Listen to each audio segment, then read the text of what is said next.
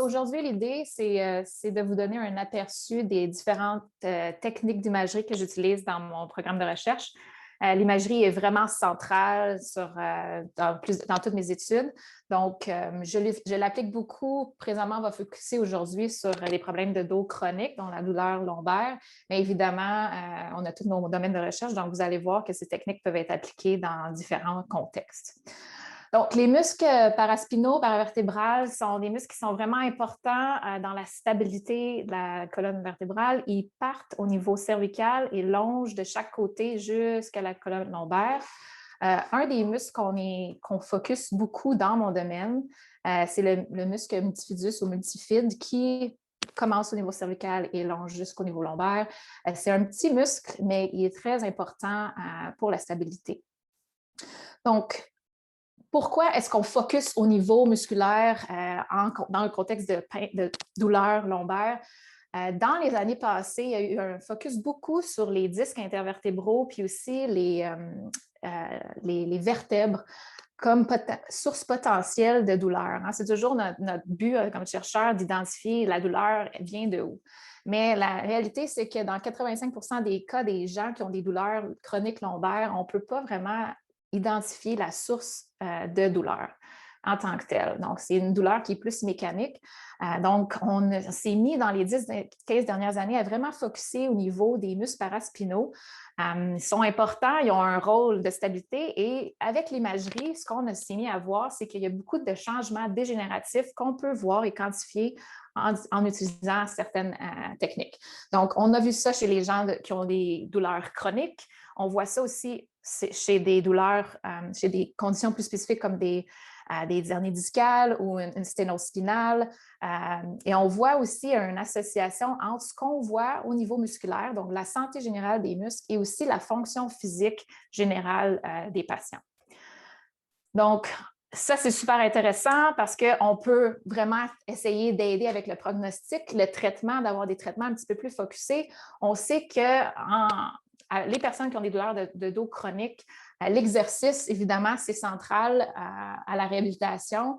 Les recherches démontrent qu'habituellement, on veut bouger et le type d'exercice, dépendamment de ce que c'est, va aider à diminuer la douleur et à augmenter la qualité de vie des patients. Mais maintenant, avec l'imagerie, on a été capable de voir qu'il y a beaucoup de changements dégénératifs qui se passent au niveau musculaire. Donc, il y a eu un shift beaucoup dans les réhabilitations où est-ce que les gens se sont mis à focusser sur le renforcement musculaire des muscles paraspinaux. Mais il n'y a pas beaucoup d'études qui ont quantifié c'est quoi les effets de ces programmes d'exercice ou ces interventions. Donc, c'est vers cette direction-là que j'ai beaucoup de recherches qui se fait maintenant de quantifier est-ce qu'on est capable d'avoir un changement des adaptations physiologiques au niveau musculaire, dépendamment de ce qu'on fait comme type d'intervention. Donc, on s'en va directement là-dedans. Et à la fin de la présentation, je vais aussi vous présenter quelques challenges qu'on a dans notre domaine par rapport à certaines méthodologies quand on prend ces mesures. Donc, ce qu'on voit ici, la résonance magnétique, c'est vraiment central parce que c'est la meilleure technologie qu'on a en termes d'imagerie à cause de la résolution des images, pour vraiment voir ce qui se passe au niveau des muscles, la résolution la plus haute. Donc, c'est le gold standard qu'on utilise. Donc, ce que vous voyez ici, c'est le multifide, qui est le muscle dont je vous parlais depuis le début, qui est très important. Ça, c'est chez une personne en santé. Donc, on voit le tissu, c'est foncé, donc c'est un bon tissu musculaire. Mais ce qu'on peut voir avec les douleurs chroniques, c'est une infiltration graisseuse. Donc, vous pouvez voir ici le blanc qui est directement du gras qui s'est infiltré dans le muscle et ça peut devenir assez sévère, comme vous voyez ici. Donc, on s'imagine évidemment que ça affecte beaucoup la fonctionnalité des muscles. Donc, on regarde au niveau de la fonction et de la structure des muscles, ce qu'on regarde, c'est la grosseur. Donc, est-ce qu'il y a eu une atrophie, des infiltrations graisseuses, et aussi on regarde dans nos recherches, ce qu'on intéresse, c'est de comparer les deux côtés, donc side-to-side asymmetry qu'on appelle. Donc, ça, c'est les trois paramètres qu'on quantifie beaucoup dans mon domaine quand on parle de changement structurel ou morphologique. Ici, vous voyez très bien ce que ça peut avoir l'air d'avoir une asymétrie au niveau des muscles. Donc, clairement, on est capable de voir la qualité du muscle ici qui est vraiment beaucoup plus gros, pas beaucoup d'infiltration graisseuse à comparer l'autre côté. Donc, cette personne-là a 3 niveaux lombaires où est-ce qu'il y avait des changements dégénératifs et une asymétrie vraiment prononcée. Au niveau des infiltrations graisseuses, comment on fait pour quantifier différentes méthodes? Une méthode qui est qualitative, je n'utilise pas cette méthode-là personnellement, mais c'est une méthode qui est utilisée quand même beaucoup encore dans le domaine parce que c'est facile, c'est rapide, c'est visuel, on regarde le muscle et on lui, sur une échelle de 0 à 4, on lui donne un grading dépendamment de la quantité de gras qu'on voit au niveau visuel. Donc, sans gras, un petit peu de gras et on commence et ça augmente en allant plus haut vers l'échelle. Le problème avec un système comme ça, c'est que différents groupes utilisent différentes échelles. Donc, des fois, ils ont des échelles de 4 ou de 3, donc ça devient difficile de comparer. Aussi, évidemment, la constance entre certains évaluateurs n'est pas aussi bonne qu'une quantité, une mesure quantitative. Et aussi, c'est plus difficile de regarder les changements temporels. Donc, quand on veut voir l'effet d'un programme d'exercice, par exemple, à utiliser une échelle comme ça ne va pas nous démontrer exactement l'effet complet. Donc, c'est rapide, mais ce n'est pas la meilleure façon qu'on a actuellement pour vraiment quantifier les effets. Ce que j'utilise plus dans mon cas, c'est des techniques quantitatives. Donc, il y a 2 méthodes présentement qui sont utilisées dans notre domaine. Avec les images qui sont utilisées couramment, cliniquement. Vous voyez, mon français, mon anglais, là, des fois, c'est difficile de faire toujours le changement dans la tête quand on parle beaucoup de ma recherche en anglais. Donc, c'est un effort aujourd'hui à faire pour ne pas utiliser les termes anglais. Le T2 et T1 qui sont beaucoup utilisés cliniquement. Donc, ce qu'on peut utiliser, les techniques qui sont utilisées beaucoup, c'est le thresholding. Donc, c'est une méthode qui est utilisée beaucoup en imagerie où est-ce qu'on trouve le range d'intensité des pixels pour le gras et pour le tissu graisseux. Et avec ça, on est capable avec la méthode de threshold, vous voyez ici en rouge, on a juste mis en couleur les pixels qui représentaient le tissu musculaire. Donc, avec ça, on est capable d'avoir un ratio, une quantité gras-muscle. Donc, ça, c'est la première méthode. Une autre méthode qui commence à utiliser beaucoup, c'est une séquence un petit peu plus poussée, plus raffinée en imagerie, qui est le Dixon ou Fat Water Sequence. In-phase, out-phase, toutes des mots qu'on peut utiliser, mais finalement, ce qu'on a, c'est 2 séquences qui sont matchées, où est-ce qu'on a le gras et le tissu plus d'eau. Donc, ce qu'on fait, c'est qu'on fait notre région d'intérêt, donc le muscle multifide ici aussi encore. On l'obtient sur les 2 séquences, la séquence d'eau, la séquence de gras, et on est capable d'avoir un ratio, on appelle ça un fat fraction en termes communs du domaine. Et encore une fois, ça nous donne une quantité qu'on est capable de comparer entre personnes, mais aussi sur une échelle longitudinale qui a une très bonne reliability et validity aussi, qui a été bien regardée. L'MR est beaucoup utilisé, mais on utilise aussi l'ultrason. Pourquoi? Évidemment, c'est moins dispendieux, c'est portable comme modalité d'imagerie, donc ça a ses avantages. Ça nous permet aussi de prendre des images real-time, donc on peut regarder beaucoup la fonctionnalité du muscle un petit peu plus avec l'ultrason.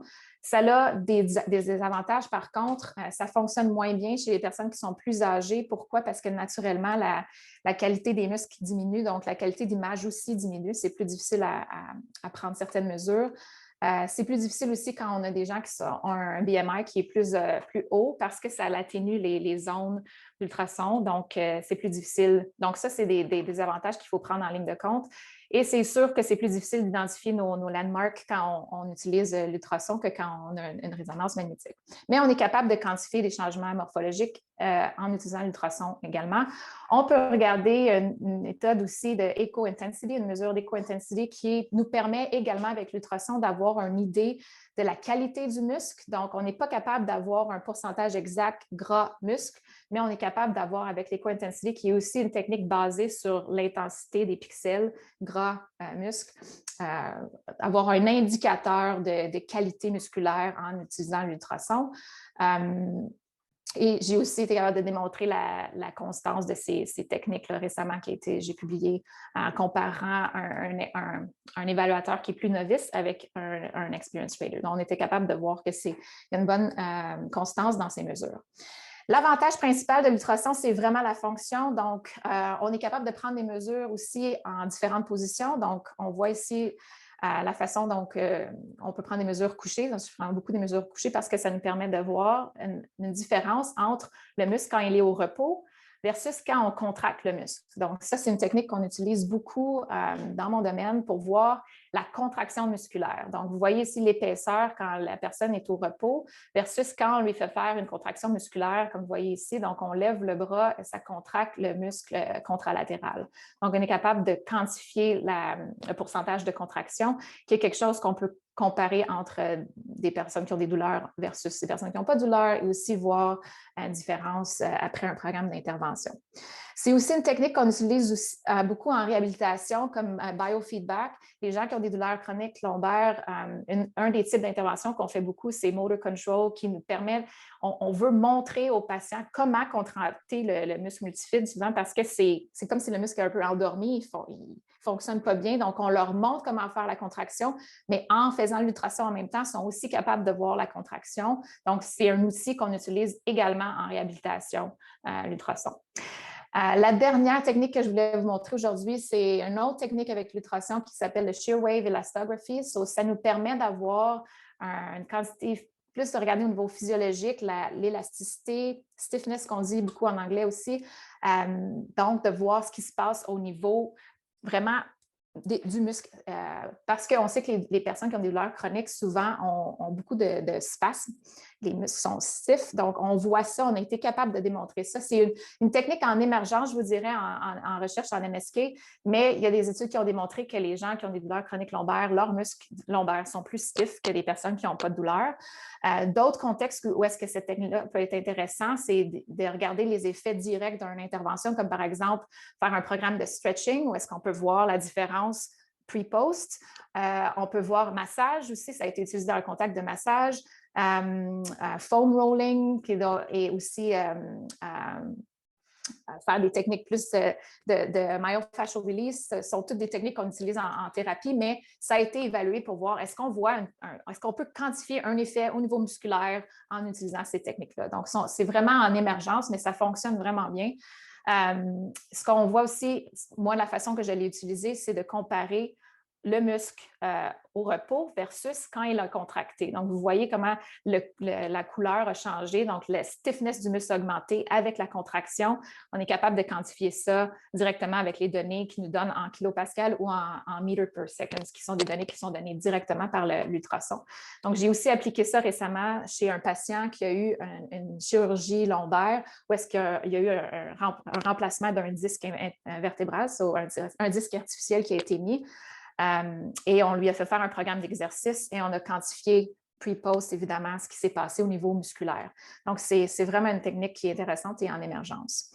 Donc, ça, c'est juste pour vous montrer différents contextes où j'applique ces techniques-là présentement, où je veux quantifier l'effet au niveau musculaire en utilisant ces techniques d'imagerie. Donc, au centre Perform à Concordia, je fais un programme aquatique. On va faire des exercices aquatiques chez les personnes qui ont des douleurs lombaires pour voir est-ce qu'on est capable d'avoir un changement au niveau physiologique dans les muscles.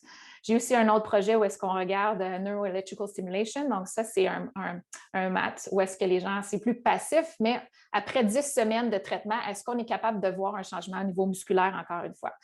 J'ai un autre projet où est-ce qu'on compare un programme d'exercice qui est vraiment focusé sur le renforcement lombaire en comparaison avec un programme juste de renforcement général du corps. Est-ce qu'on voit un changement par rapport aux muscles musculaires? Et ce qu'on est capable de voir, ce qu'on veut voir aussi, c'est est-ce que les changements qu'on voit au niveau musculaire sont corrélés avec ce qu'on voit comme amélioration par rapport à leur douleur et leur fonction générale et leur bien-être durant les tâches qu'ils ont à faire. Donc, c'est quelque chose qu'on regarde et qui a besoin d'être clarifié présentement.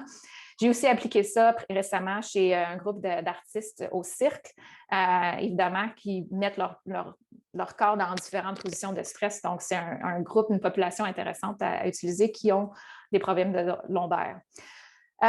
Je voulais juste vous dire, évidemment, j'ai focusé beaucoup lombaire, mais j'ai appliqué ces techniques-là sur des conditions cervicales également, comme avoir une compression au niveau de la moelle épinière. Évidemment, ça affecte les muscles.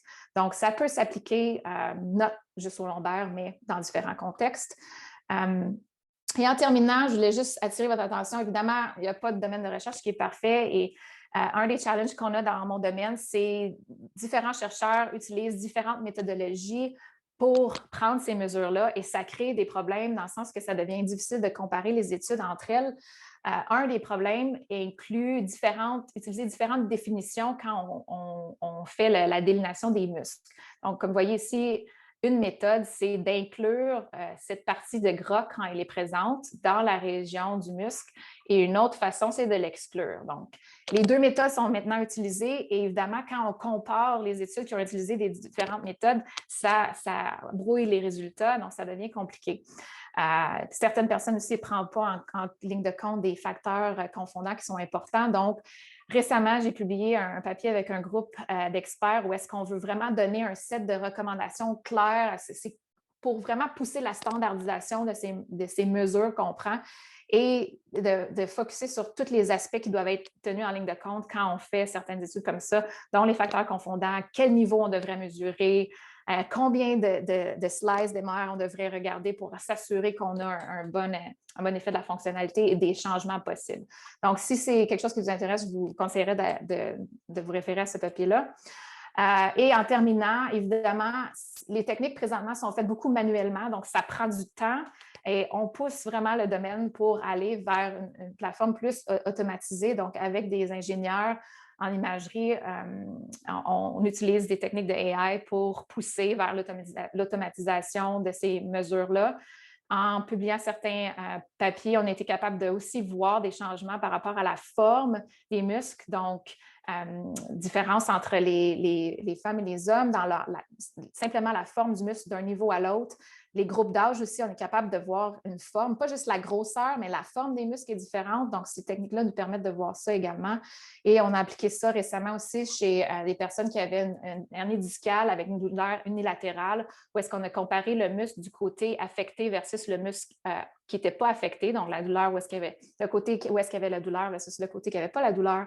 Et encore une fois, on était capable de voir des changements au niveau de la forme du muscle. Donc, ça progresse, on pousse le domaine vers ça, de vraiment automatiser ces mesures. Mais je voulais vraiment porter votre attention là-dessus parce que c'est vraiment vers là qu'on s'en va. Ce n'est pas parfait maintenant, mais on va y arriver. Donc, je voulais juste dire un merci à mes collaborateurs, mes étudiants. Puis, comme je dis, c'était pour vous donner un overview, mais on peut évidemment appliquer ces techniques dans différents contextes. Donc, merci beaucoup pour votre attention. Je suis prête à répondre à vos questions.